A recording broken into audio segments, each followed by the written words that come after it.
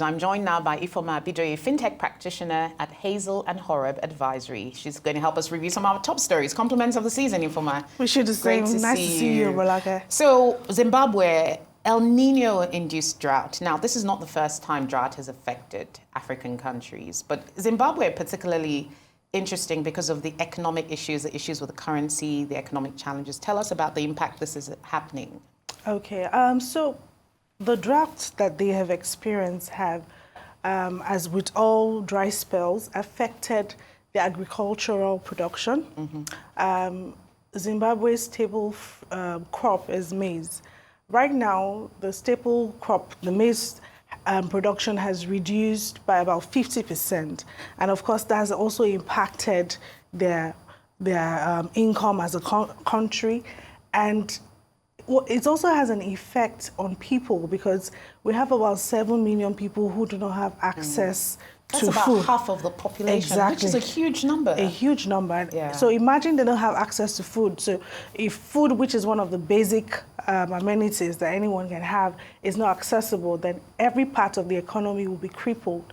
So it's something that the government needs to look into. I know that the government there's been a coalition of organizations, about 50 of them, to help in terms of coming together, such like the car COVID we have, where there was a coalition that came to help people bring funds to help people out of poverty. I know things like that has already been implemented, but the problem is that they set a goal to raise about $429 million.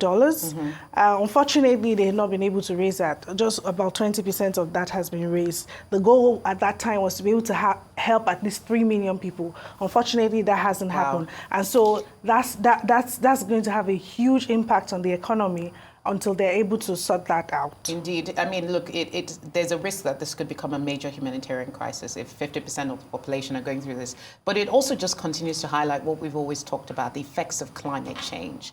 And often the argument I hear is, why does Africa need to care about this since we're not a contributor? But clearly, it impacts us. It impacts our supply chains, food security. What's your thinking on what needs to be done from a government level perspective to just look at the fundamental causes of some of these issues? So one of the first things that I think government, and indeed everyone needs to look at, is to properly get educated on what causes climate change. So what are the things that happen that cause climate change? So are you burning your hydrocarbons sustainably? Are you using fuel sources that are sustainable? I think the first thing that we need to look at is education. If people know what causes climate change and then the effects of climate change. As you rightly said, a lot of people say Africa is not one of the countries contributing, or we shouldn't worry because, we're still catching up. And that's true. I mean, in a way, I understand that argument. But I believe a lot of education will help people know what can be done, how we can sustainably use our fossil fuels, not to have such a negative impact on the environment, and still be able to get the advantages that, advanced countries have already gone before us. And as you rightly said, I think education and awareness are key. And sometimes I feel the issue is so much bigger than all of us, and so many global conversations continue on this. The NBS statistics on foreign investments in Niger's telecom sector down by a whopping 87%. That is a worrying statistics. Are you worried? So, telecoms is one of it's a very sensitive area of the economy. And why is it sensitive? Because almost everyone relies on telco in one way or the other. I mean, to communicate. I thought there was some sort of policy or political thing behind. I mean, there's also that angle, but we won't focus on that today. I'm sure a lot of people will remember when there are a lot of protests and, they find out that their telco devices are down. So there's that angle people go, but we're focusing right now on the impact and what has happened to make investments go down. Like every other industry in Nigeria, the sector has faced, a lot of macro headwinds. If we look at the key reason why this investment in the sector has gone down, key reasons, we can look at them broadly into two factors. First, macro headwinds. Second is regulatory barriers. And let me talk about the macro headwinds.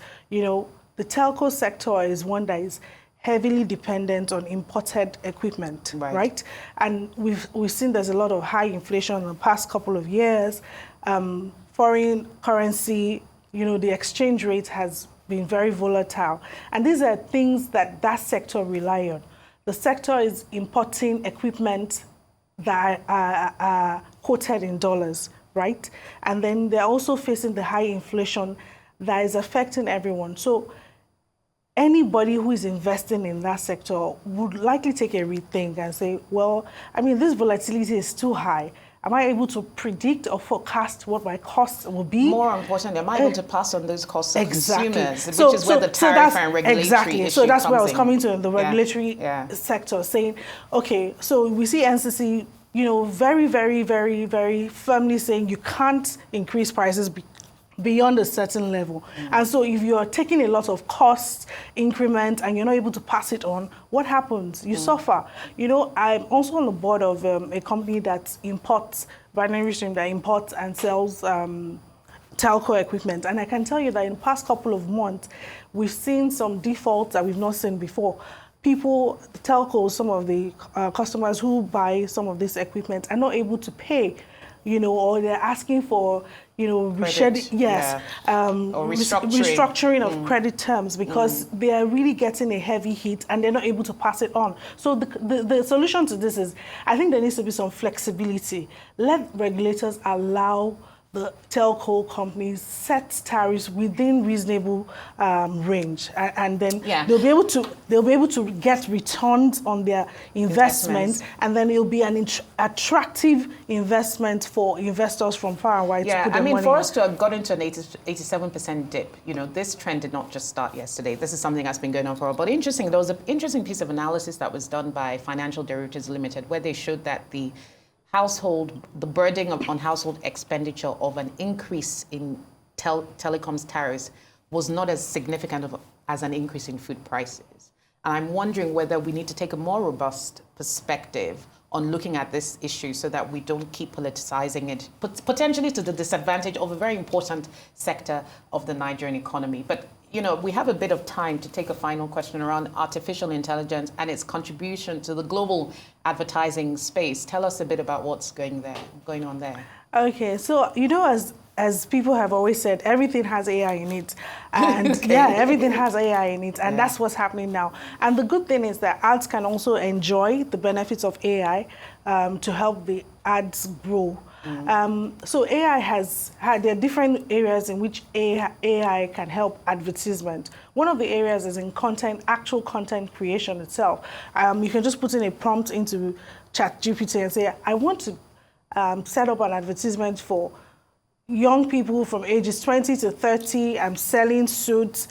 Give me a prompt, and you'll see wonderful, impressive things that you probably wouldn't have thought of. And not just that, the speed at which it gives you results. And now, so people are looking at ways of improving the advertisement using AI to do things. And then there's also targeted ads, right? So as an advertiser, you want to make sure that whatever advertisement you're putting out there is going to people who need it, not just randomly. AI helps to do that. AI is tracking information. What is this person spending time on? Is this person looking at suits? You want to sell suits? Is this person looking at suits? And are they able to pay for it? So all the times that the person has clicked on buttons to buy suits, did they pay? Did they click on it to So those are the things. However, there's also an ethical angle to that. How much information is too much information to collect. Yeah, indeed. And in fact, the next story and final story we're going to touch on is an Apple and the software update, which is kind of just sending my brain into all sorts of algorithms. Briefly, just one line on what is happening there before we go, just briefly. Wow, one line. Okay, so what's the main update here? So what Apple is doing is what it always does, exceeding customer experience expectations. And what it's doing now is integrating this ChatGPT to Siri. use.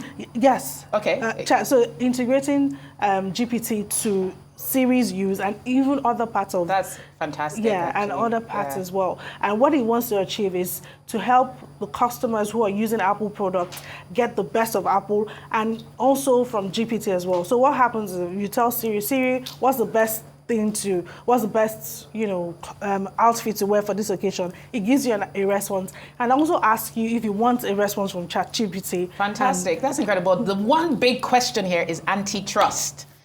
This is interesting because the tech regulators and consumer protection have been complaining about. So it'll be interesting to see what comes out of that. What comes out in terms of antitrust. Thank you so much, Ifeoma, for joining us. Great to speak to you as always. Thank you so much. Thank you for having me, Rolake. You're welcome.